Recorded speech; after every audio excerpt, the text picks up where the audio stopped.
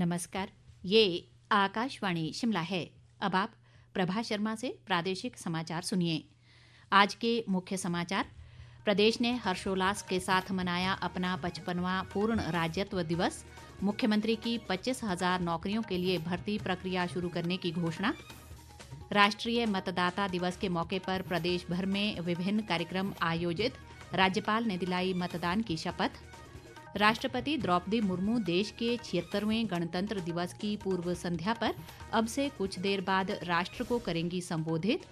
और मुख्यमंत्री सुखविंदर सिंह सुक्खू ने बैजनाथ में किए 70 करोड़ रुपए से अधिक की योजनाओं के उद्घाटन व शिलान्यास। अब समाचार विस्तार से। हिमाचल प्रदेश ने आज अपना 55वां पूर्ण राज्यत्व दिवस हर्षोल्लास के साथ मनाया। राज्य स्तरीय समारोह कांगड़ा जिले के बैजनाथ में आयोजित किया गया, जिसकी अध्यक्षता मुख्यमंत्री सुखविंदर सिंह सुक्खू ने की। इस मौके पर मुख्यमंत्री ने राष्ट्रीय ध्वज फहराया और मार्च पास्ट की सलामी ली।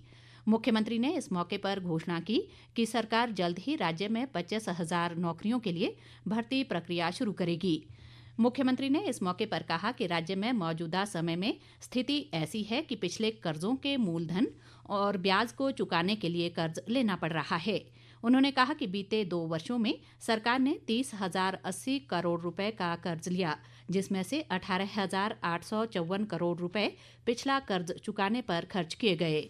हमने पिछले 2 वित्तीय वर्षों में अब तक 30,080 करोड़ रुपए का लोन लिया है, जिसमें से 18,854 करोड़ रुपया, जो कि इस लोन का लगभग 63% है, पिछली सरकार द्वारा लिए गए लोन के मूलधन और उस पर ब्याज को वापिस करने में ही देना पड़ा है।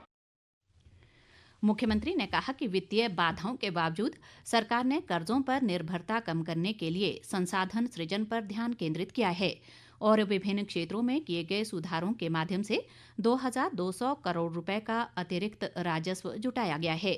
उन्होंने कहा कि आगामी वित्तीय वर्ष चुनौतीपूर्ण है, लेकिन राज्य के लोगों के सहयोग और देवी देवताओं के आशीर्वाद से इन चुनौतियों पर काबू पा लिया जाएगा।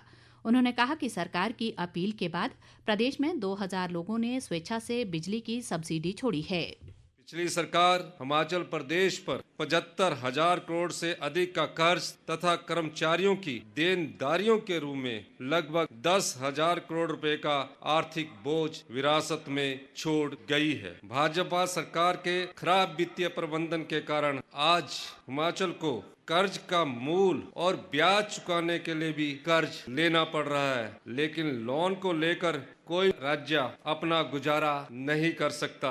इसलिए हम अपने संसाधन जुटाने पर ध्यान केंद्रित कर रहे हैं। अगला वित्तीय वर्ष प्रदेश की अर्थव्यवस्था के लिए चुनौतियों भरा है, लेकिन प्रदेश की जनता के सहयोग और देवी देवताओं के आशीर्वाद से हमारी सरकार पूर्व की तरह इस चुनौती का भी मजबूती के साथ सामना करेगी।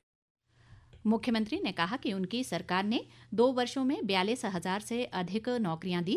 इनमें से 12,500 से अधिक नौकरियां सरकारी क्षेत्रों में दी गई। उन्होंने कहा कि पुलिस विभाग में 1,088 कांस्टेबलों की भर्ती शुरू हो गई है और 2,061 वन रक्षकों का परिणाम भी घोषित कर दिया गया है। इसके अलावा जल शक्ति विभाग में भी 3,000 नियुक्तियां की गई हैं।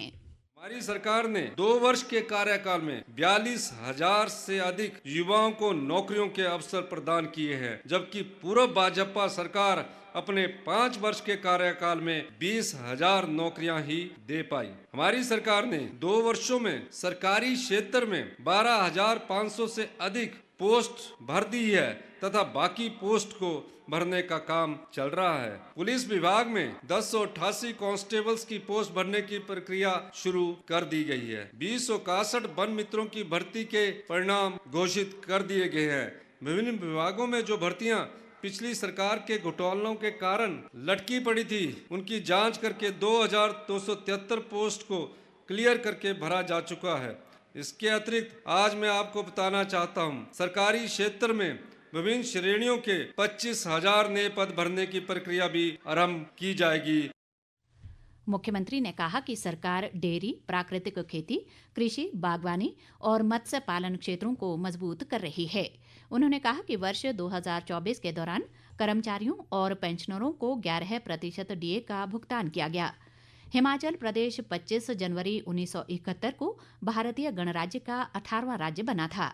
मुख्यमंत्री ने इस मौके पर हिमाचल के निर्माण में पूर्व मुख्यमंत्री स्वर्गीय YS परमार और प्रदेश की जनता के सहयोग का भी जिक्र किया। भाजपा के राष्ट्रीय अध्यक्ष व केंद्रीय स्वास्थ्य मंत्री जगत प्रकाश नड्डा और सांसद अनुराग ठाकुर ने हिमाचल के स्थापना दिवस के मौके पर प्रदेशवासियों को बधाई दी है। दोनों नेताओं ने आज एक बयान में कहा कि भारत की विकास यात्रा में हिमाचल का महत्वपूर्ण योगदान रहा है। ताज़ा समाचारों के लिए आप हमारे Facebook page all India radio news Shimla, X handle @AIR News_ Shimla और YouTube channel AIR Shimla news पर लॉग इन कर सकते हैं।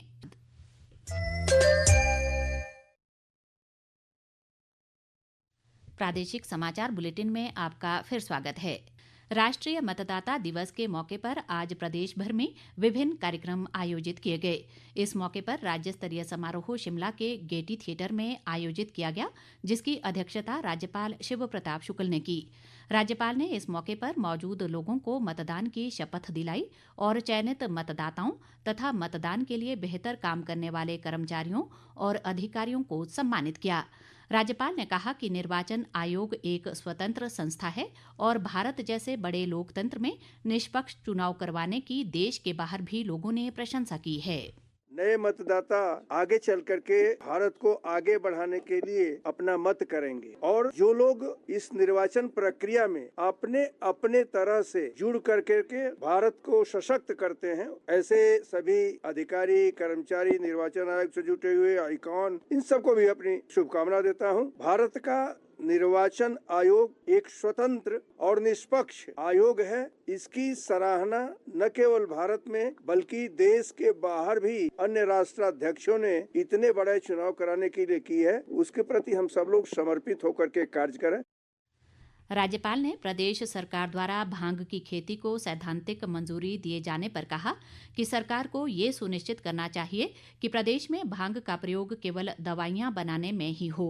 उन्होंने कहा कि प्रदेश में नशे के बढ़ते चलन के कारण युवा लगातार बर्बाद हो रहे हैं, जो चिंता का विषय है।